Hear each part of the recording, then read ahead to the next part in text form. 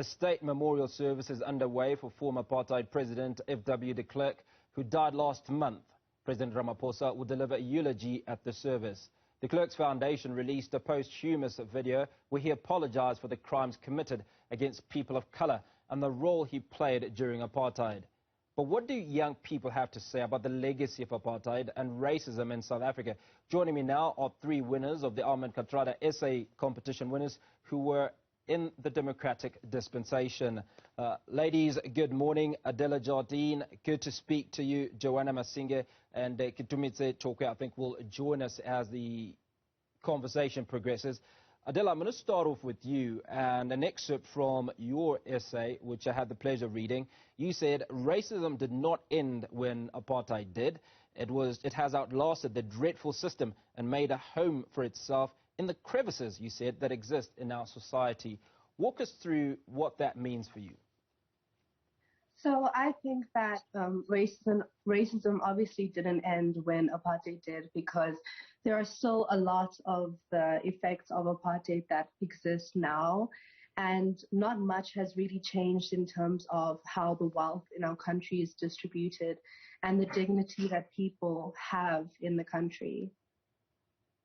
Joanna, you quoted Dr. Martin Luther King, who says, hate cannot drive out hate, only love can. Now, how do you see us ending racism if you think it's prevalent in this country? I believe that if we are going to live together in like social cohesion as black, white, Indian, colored, we need to love each other. There's no way that you can live with someone without loving them and not accepting their differences. Kitumete, thank you for joining us. Now, you've mentioned in your essay that schools should be laboratories for anti-racism. That's an interesting way of looking at it. Walk me through how this laboratory should work in your mind. I feel that schools should completely change the way that they teach us about racism, because I feel that in schools we are taught about racism like it's a thing of the past. It doesn't exist anymore. I feel that that should change, and if we could educate the people in school about racism, we would be able then to create anti-racist citizens in the future. Adela, I'm going to come back to you. I'd like to think that you've had conversations with your parents. Obviously, if you are talking about racism existing, you've had some conversation with your parents. Are their experiences any different to yours? I mean, I think that it definitely would be, because they obviously were born during the period of apartheid. So in terms of the racism that they experienced, it's obviously more of like the laws of the country at the time essentially governed that racism.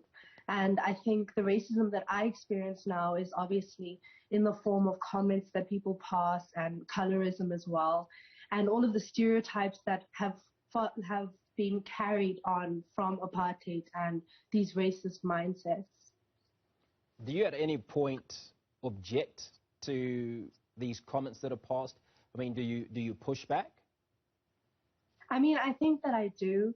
I would say that as a girl of color, it's been very difficult to have confidence in myself and to really believe in myself, because I think that a lot of people try to push you down, and people believe that women of color may not be intelligent, and there's a whole lot of things going on about beauty and colorism and racism in that sort of department. So I think that I do retaliate in the instances that I come across it.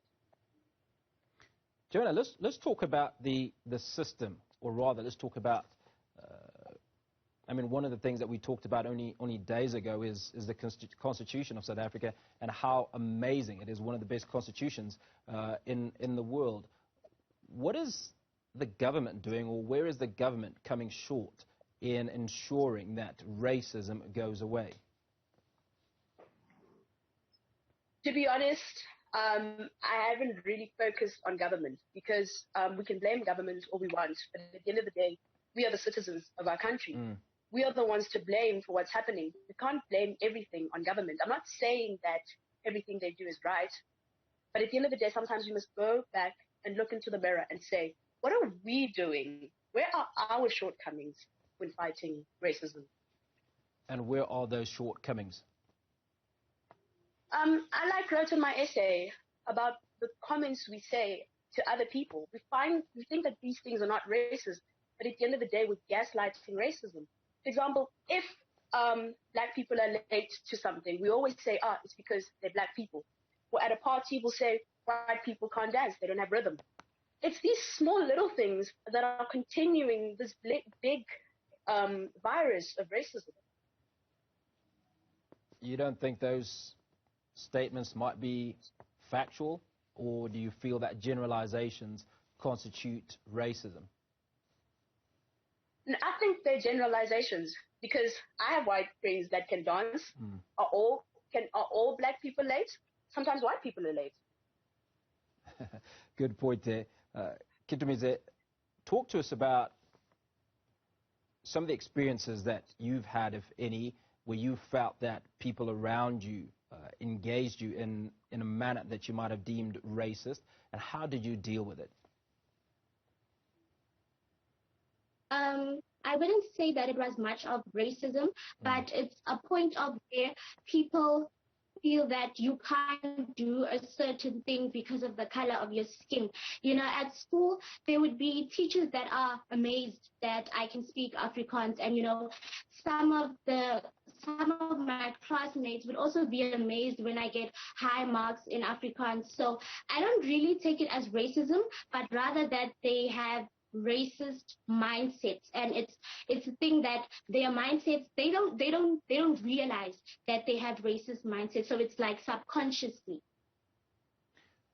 So what's happening at the moment is FW De Klerk, as you would know, his funeral is taking place in Cape Town, and there are groups of individuals that are protesting at this event.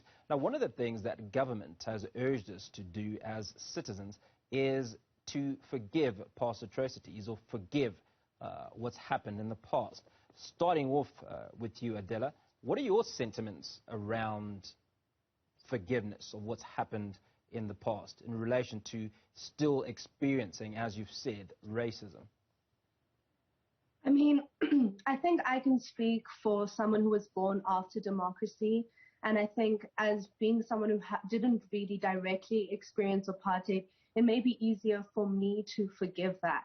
But for people who have lived through apartheid and that direct discrimination and the lack of access to opportunities, and we're still currently dealing with the effects of apartheid, I think that it would be almost impossible for someone like that to, you know, forgive what has happened. And I think for us to really work as a society, I guess that forgiveness is something that we need, but I don't think that we should ever forget what has happened. Valid point. Joanna, again, I beg your pardon, State Memorial, I should have said, your thoughts on the individuals that are protesting. Do you feel that they're entitled to protest, or should they be singing the tune that government has advocated for, which is one of forgiveness? Personally, I believe that they have the right to protest, because there's so many things that happened during apartheid that we still don't know. We're not sure. There are kids that are still missing, people that lost their lives, and people have still not accounted for that. So I believe they have the right to protest. And I wasn't there, but from the stuff I've read, I think they still do have the right to protest about it. Kittumize, and your opinion on this? I agree with Adela that we should forgive, but we shouldn't forget about it, because we can learn from our past mistakes and try to rectify them. And I also agree with Joanna that, yes, they do have the right to protest, but I believe that it should be peacefully. Kittumize, going anti-clockwise, if you will, final thoughts. What is your message to young people around racism, and your message to those individuals out there that are still racist? I would encourage. Okay, we are going to cross over now to the State Memorial, if you'll stay with us.